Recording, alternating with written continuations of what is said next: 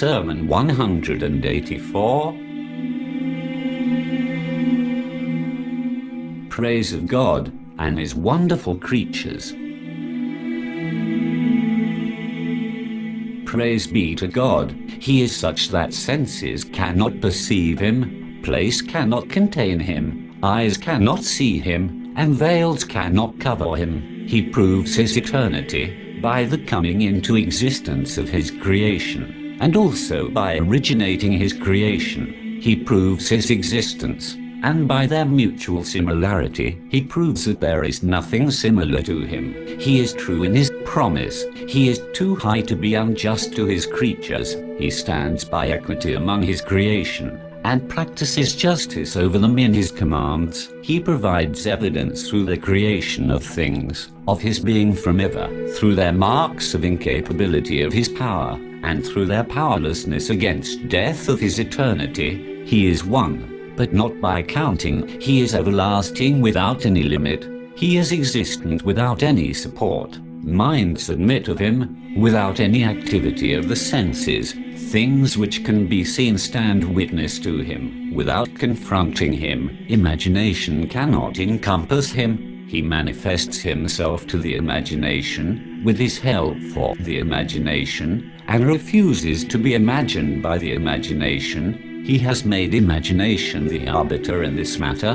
He is not big in the sense that volume is vast, and so His body is also big, nor is He great, in the sense that His limits should extend to the utmost and so His frame be extensive, but He is big in position and great in authority.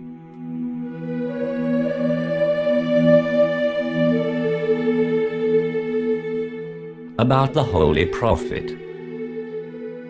I stand witness that Muhammad is His slave, His chosen prophet, and His responsible trustee. May God bless him and his descendants.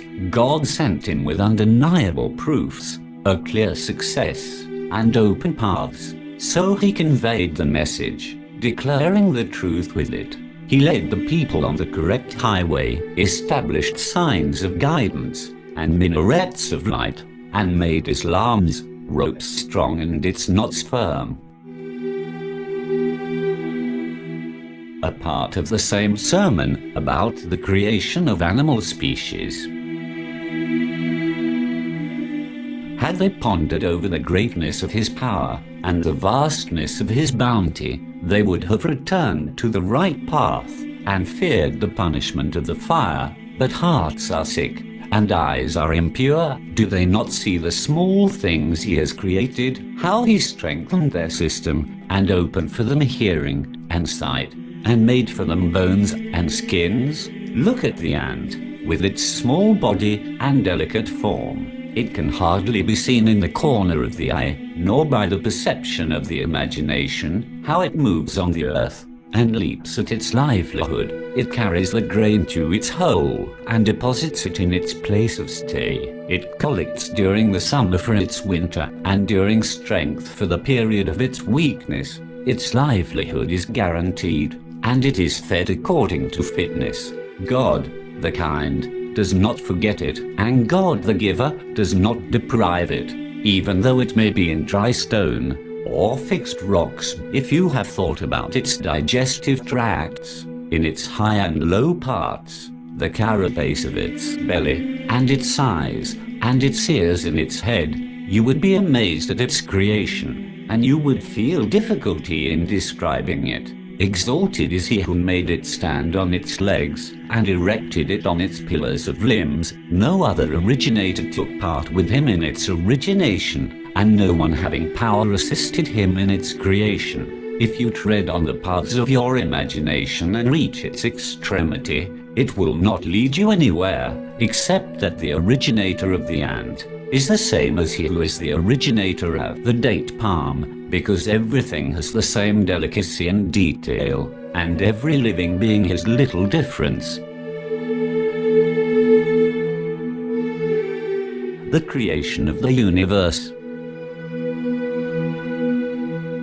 In His creation, the big, the delicate, the heavy, the light, the strong, the weak are all equal, so as the sky, the air, the winds, and the water. Therefore, you look at the sun, moon, vegetation, plants, water, stone, the difference of this night and day, the springing of the streams, the large number of the mountains, the height of their peaks, the diversity of languages and the variety of tongues. Then woe be to him who disbelieves in the ordainer and denies the ruler. They believe that they are like grass, for which there is no cultivator, nor any maker for their diverse shapes. They have not relied on any argument for what they assert, nor on any research for what they have heard.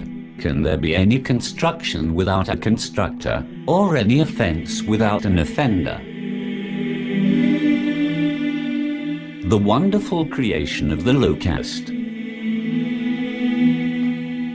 If you wish, you can tell about the locusts as well. God gave it 2 red eaves, lighted for them 2 moon, like pupils, made for it small ears, opened for it a suitable mouth, and gave it keen sense, gave it 2 teeth to cut with, and 2 sickle-like feet to grip with. The farmers are afraid of it in the matter of crops, since they cannot drive it away, even though they may join together. The locust attacks the fields, and satisfies its desires of hunger from them, although its body is not equal to a thin finger.